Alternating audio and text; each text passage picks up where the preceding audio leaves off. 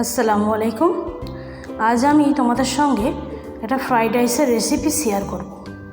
তার জন্য দরকার গ্রেট করা গাজর, বিনস, মটরশুঁটি, পেঁয়াজকলি, এছাড়া এলাচ, লবঙ্গ, দারচিনি, তেজপাতা, কাজু, কিশমিশ, চিনি, নুন, গোটা জিরে, গোলমরিচ গুঁড়ো। প্রথমে কড়াইয়ে সাদা তেল দিয়ে তাতে 2 চামচ ঘি দিয়ে গরম করে নেবে।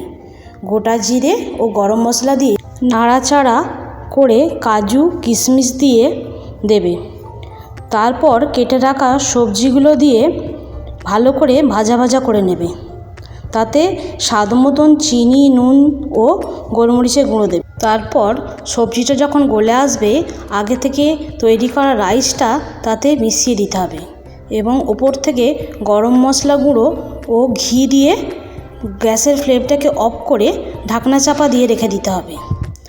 10 মিনিট দমে দেওয়ার পর রেডি আমাদের ফ্রাইড রাইস।